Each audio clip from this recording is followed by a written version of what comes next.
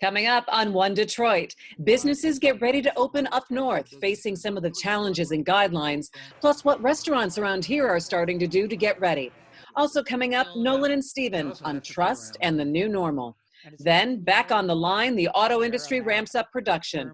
And A Bug's Life on Belle Isle. I'm Christy McDonald. It's One Detroit, and it's all coming up. Support for this program provided by W.K. Kellogg Foundation, a partner with communities where children come first.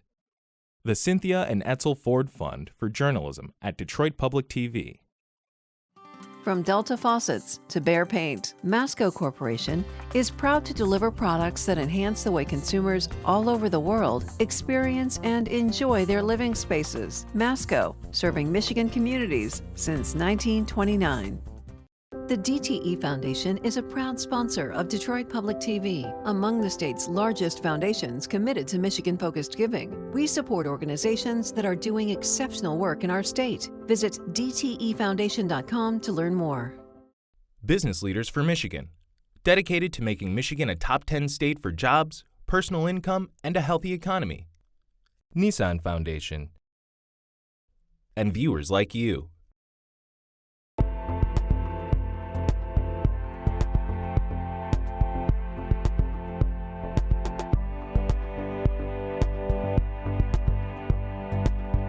Hey, One Detroit, I'm Christy McDonald. Thanks so much for joining me. The numbers are changing and some restrictions are lifting up north this weekend. It's a cautious new normal and a big week ahead. Coming up on One Detroit, I catch up with Nolan Finley and Stephen Henderson talking about trust in government and concerns moving forward on state spending. Plus, workers are back on the line. Suppliers are starting up. The auto industry is making cars again. One of the best auto journalists in the biz, John McElroy, talks about the long-term challenges to the industry. And then this little guy touring around the Belle Isle Aquarium. Yep, it is what you think it is, a bug's life during COVID-19. But we're starting off with businesses getting ready for possible openings, first up north this weekend and then looking beyond. Brian Calley, former lieutenant governor, now president of the Small Business Association of Michigan, talks about what business owners have to take into consideration. So this weekend, the news is businesses up north are going to be able to open up. What are you hearing in terms of concerns from those business owners about being prepared to be back open? There are a lot of requirements, a lot of new requirements. So I think you're going to see a mixed reaction. You'll see some bars and restaurants that are ready to open. You're going to see others that it's going to take a few weeks before they can install all the right equipment that they need, get their workforce back, even things like ordering food and beverage. You know, a lot of these restaurants don't even have that on site right now because naturally they didn't know when they'd be able to open up. So it's kind of a soft opening. What do you think are the biggest challenges? Is it PPE? Is it the distancing factor inside? Or are we really based on whether you're retail or you're restaurant? There are some types of professions like landscaping or construction, even manufacturing, where you can engineer distancing and PPE into the process a lot easier. But in some types of businesses, especially with small businesses, it's not so easy to do. So that it is highly dependent on the style and the type of business. But all of them are in for an adjustment, and there are a lot of new practices, especially things like health screening. If you weren't in the healthcare business before, then this is something brand new, totally new that you're going to have to learn how to do. And there's also new training requirements for employees and documentation requirements that didn't have to be done before. So it is not an insignificant task to get ready to open. What would you say to those businesses to be doing right now in preparation? And what is your organization kind of giving them the best practices or the guidelines to be able to be ready? Every business is required to have a COVID-19 preparedness and response plan. And there's a lot to those, and it depends on which industry you're in. And what we have done is to translate that into a guide to restarting your business into plain English and in an order that would make sense to business owners. And but then also to incorporate the latest information into a template to be used for that document. businesses are going to have this response and preparedness plan. They have to have this document. And it's a requirement of all businesses, regardless of type.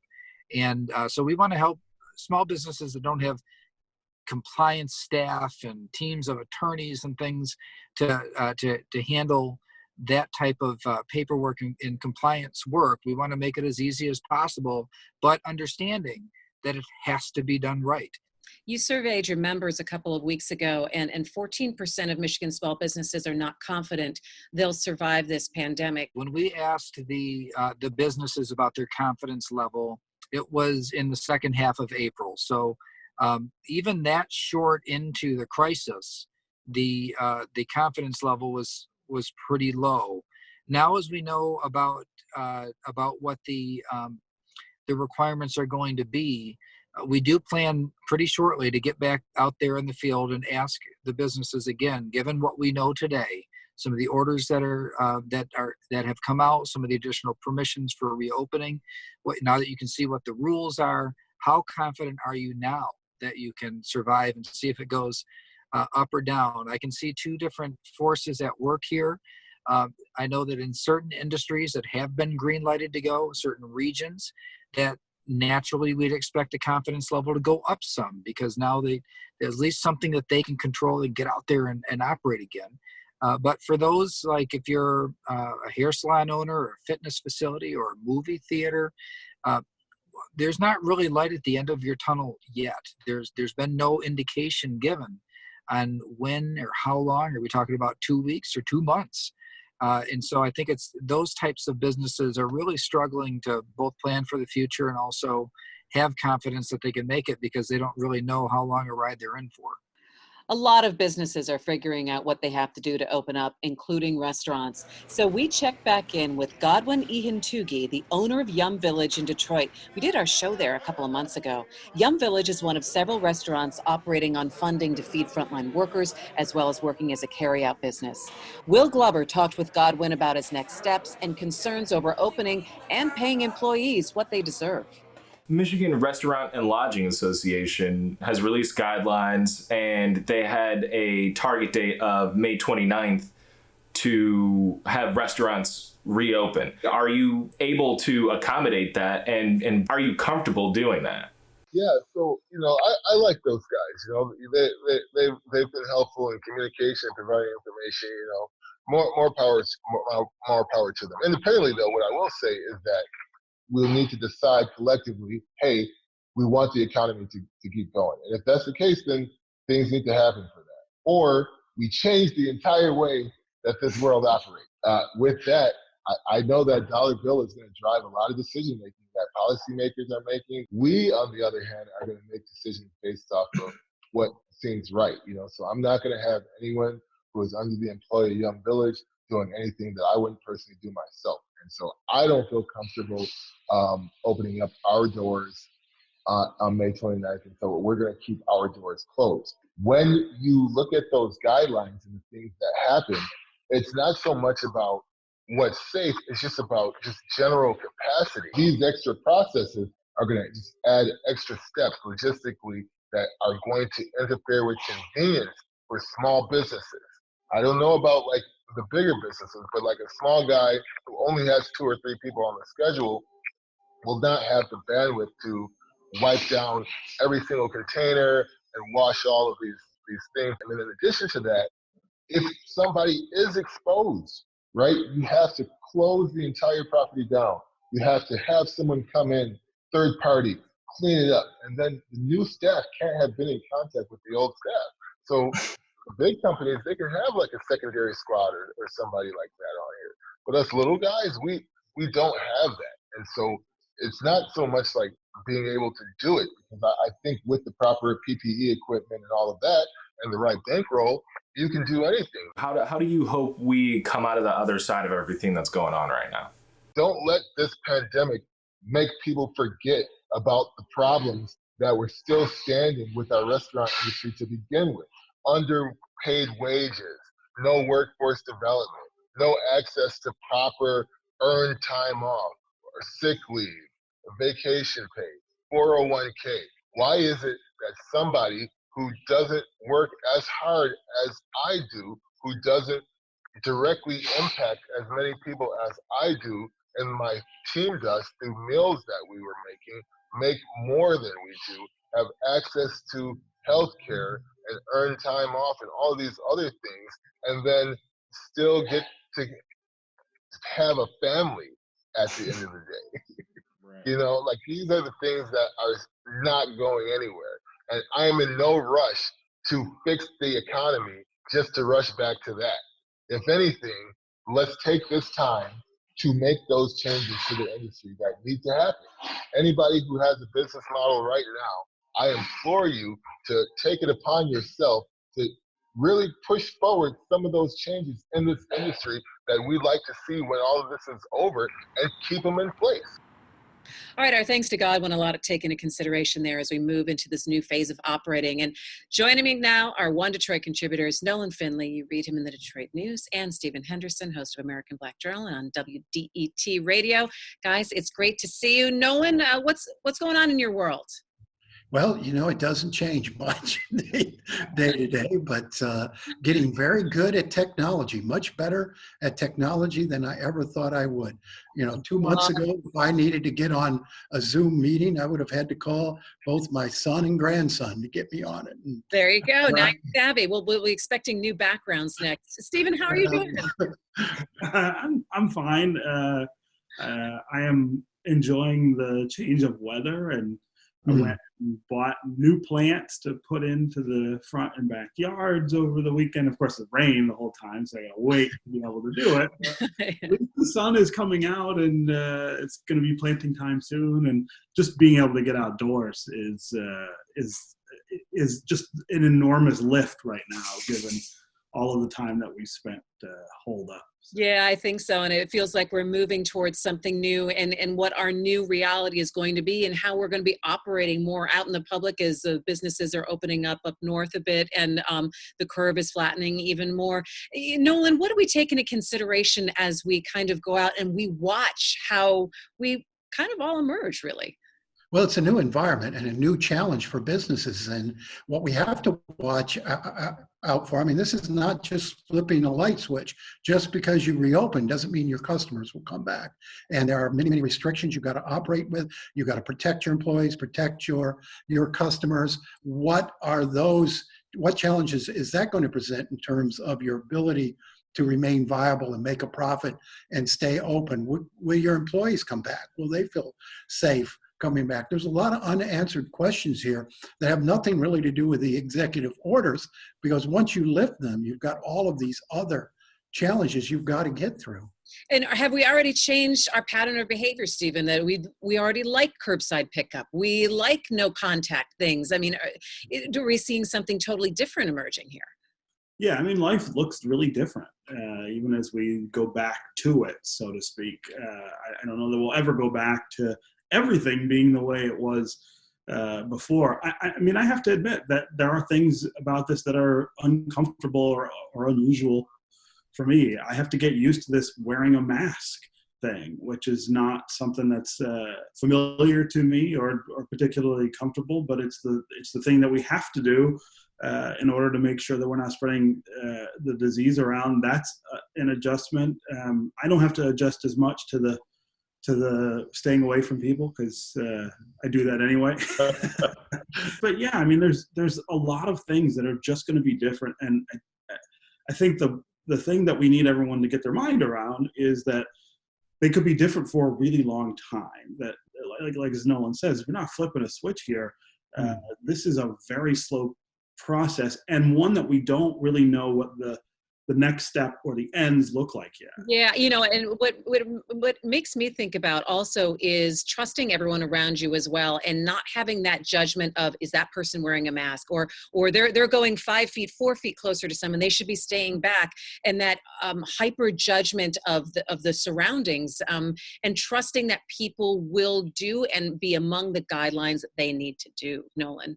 Yeah, Christy, I think all of the people, including myself, who had serious objections and reservations about the shutdown, now that we're opening, we have a responsibility to protect ourselves and others. I wrote a column Tuesday that, I wear a mask. I don't see a mask as a symbol of anything other than respect for other people and the responsibility I have to protect myself and those around me. I think we should all be wearing masks.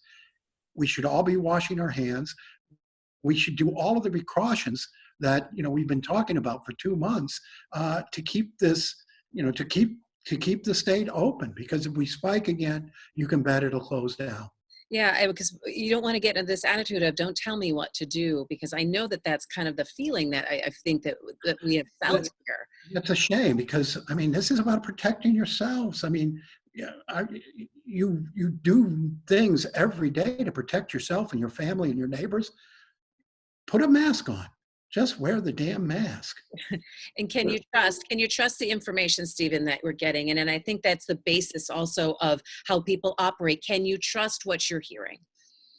Well, it depends on who you're talking to. And I think, we've had some real problems at the federal level with, the president saying and doing things that contradict the scientists around him. I had a really long conversation with Arthur Kaplan, the bioethicist at NYU Medical School, who has called on scientists and doctors to resign from their government jobs because of the president's behavior. And he talked a lot about how badly he feels trust has been broken by the things that the president has said, announcing this week that he's taking hydroxychloroquine, for instance, which there is no medical backing for. That's made it more difficult. But we also have to be able to trust each other. And that, I think, is going to be where all this gets worked out. If you own a restaurant, for instance, you're going to open up now under really different circumstances than you had before. You can't have, tables all sort of piled in together. You have to be able to trust that your customers are going to respect the new way that your restaurant is set up, and that the distancing that they're going to have is going to afford, and that's going to change some of the convenience, I think, that we're used to. And so we've got to be able to trust each other to respect these new boundaries so that people don't get sick. Nolan. Well, they also have to figure out if they can make a profit in this new environment. As I said in the beginning, there's no guarantee that just because of your customers come back, your business model remains the same. But I think, trust at every level of government. Well, I think we really have to take a serious look. I think it merits investigation about what's happening in nursing homes in this state and other places, in other states where governors issued orders, including our governor, to put people with treated for COVID-19 back into nursing homes. Did that exacerbate the spread? Did that lead to a lot more deaths? We know that nursing homes have been really devastated by this virus. And did that policy contribute? What's going on in the prisons? We don't know enough about what's going on in the prisons in this state. We didn't thin our population. I get emails from parents and from wives, children every day worried about what's going on with their loved ones behind bars. These people are behind bars, but they're still our responsibility, and they're still human beings. And we've done very little to protect them from this virus. Yeah, and as we kind of go forward and we look to see how things are going to work out, and all of the various things that we have to take care of with money from the state and repair, Stephen, looking at how the budget is going to be breaking down here, and what the decisions that are going to have to be made at the state level. Yeah, it's not a good picture. The estimates are terrible in terms of revenue lost because of the shutdown. I don't think we had a choice about those things, and even for all our efforts, we still have this incredible toll of sickness and death that is much more outsized than what other states were looking at. I think I do think the federal government has to be helping states as much as they can. There's going to have to be another stimulus bill that gets through that supports state and local governments. It's not just the state government. The city of Detroit's government is in a lot of trouble financially, and not with a lot of prospects. And ultimately, I think that we are going to have to talk about turning to corporate America and philanthropy. The money that is sitting out there, not participating in easing the circumstances here is considerable. $4 trillion for corporations, a lot of money in philanthropy. We're going to have to get that money off the sidelines somehow. All right, Nolan, you get the last word. Well, this is the biggest fiscal challenge at the state level that I've ever seen. And I don't know that you can count on the feds coming through with enough money to bail out both the state and the schools. I think it's a $1 billion shortfall of the schools. That will devastate the schools. There's going to have to be some real hard choices made here, both on spending and revenue. And it is vital that the legislature and the governor learn to work together, because if they can't come together and start cooperating, we're not going to get through this financial crisis. Yeah, and we had just come out of a hole of hard choices in 2010, and we saw what brought there. All right, Nolan Finley, Stephen Henderson, it's good to see you guys. Be well, and we'll see you next week, okay? Yeah. Sounds good. All right, I caught up with Autoline host and auto journalist John McElroy for a look at what's heading on with the auto industry as they have gone back to work this week. Go ahead and take a look. You've seen strikes, you've seen mergers, you've seen bankruptcies. How would you compare all of those to a global disruption and a pandemic like this, and what we're seeing happen to the auto industry? Boy, mix all that together, throw in a recession, throw in a depression, and you got what we're into right now.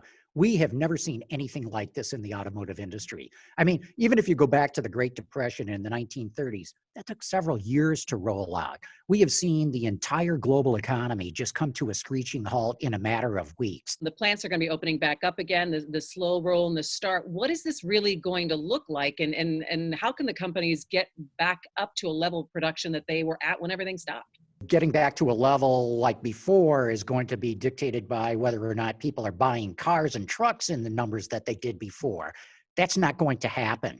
We know for a fact there's going to be a huge drop-off in sales, if only because if you look at the daily rental companies, with so little travel going around the country right now, China has been back at work for nearly 2 months now. Europe is a few weeks ahead of us, and all we have to do is look at what's going on there to know what's going to happen here. And it's everything you already know about. Wear a mask, get thermally scanned before you go into a plant, maintain social distancing, put up barriers between different workstations, wipe down work areas 3 times a shift, stagger the shifts and have the shifts come in through different doors so people don't walk by each other. That's what it's going to take. Talking about possibly another bailout for the auto industry. There's already talk going on in Washington right now. What kind of incentivizing or what kind of help can we give autos? Are we going to see that kind of help again, or what are you hearing? It's especially the Michigan contingent in Washington that's pushing for some sort of incentive, some sort of financial help. I think it's inevitable. You got to remember that the automotive industry supports the rest of the economy. The rule of thumb is for every job in the auto industry, it supports about 7 other jobs in the rest of the economy. So if you want to get the American economy rolling again, you got to get the auto industry rolling and vice versa. I think there could be a number of people in the public who are going to say, look, we bailed those guys out a decade ago. The heck with them. But I think cooler heads will prevail. You lose the auto industry, man, there's no way that this economy is going to recover. And that's why I think there's going to be some sort of incentives for consumers, for dealers, for suppliers, and for automakers. In Michigan, we've talked so much in the last 20 years about diversifying our economy, not relying so much on automotive. But yet, do you believe that in numbers wise, aren't we still really tied to the success of auto? We really are. I mean, it's great to talk about diversifying the economy, and it is necessary. But when you have a General Motors, a Ford, an FCA, and by the way, too, Toyota with a massive engineering complex, with Nissan here, with Hyundai Kia here, it's just hard to make them a smaller part of the Michigan economy because they're just such big companies. And I'm not even mentioning the giant supplier companies that we have in this state either. So let's go for diversification. But like I said, it's hard to make automotive a small part of that pie. Our thanks to John, and you can see all of our interviews that we're doing daily on our website at onedetroitpbs.org. And don't forget, we have an all-new One Detroit on Monday night at 7:30 devoted to arts and culture. All right, here is your fun story of the night. You know how aquariums all over the country are doing cute things during the shutdown, like letting their penguins walk around and other animals and putting those clips online? All right, well, the Belle Aquarium is not to be forgotten in all of this. Yes, the crew at the aquarium is documenting a day in the life of a Madagascar hissing cockroach. I said cockroach. Not sure Albert Kahn had that in mind when he designed the aquarium, but yep, you can check in and see what this little guy is doing as he visits all of the other creatures. It's pretty zen. For more, you can find out at greatlakesnow.org. Have a great Memorial Day weekend. I will see you Monday. Take care. You can find more at onedetroitpbs.org or subscribe to our social media channels and sign up for our One Detroit newsletter. Support for this program provided by W.K. Kellogg Foundation, a partner with communities where children come first. The Cynthia and Etzel Ford Fund for Journalism at Detroit Public TV. From Delta Faucets to Behr Paint, MASCO Corporation is proud to deliver products that enhance the way consumers all over the world experience and enjoy their living spaces. MASCO, serving Michigan communities since 1929. The DTE Foundation is a proud sponsor of Detroit Public TV, among the state's largest foundations committed to Michigan-focused giving. We support organizations that are doing exceptional work in our state. Visit dtefoundation.com to learn more. Business Leaders for Michigan, dedicated to making Michigan a top 10 state for jobs, personal income, and a healthy economy. NISSAN Foundation, and viewers like you.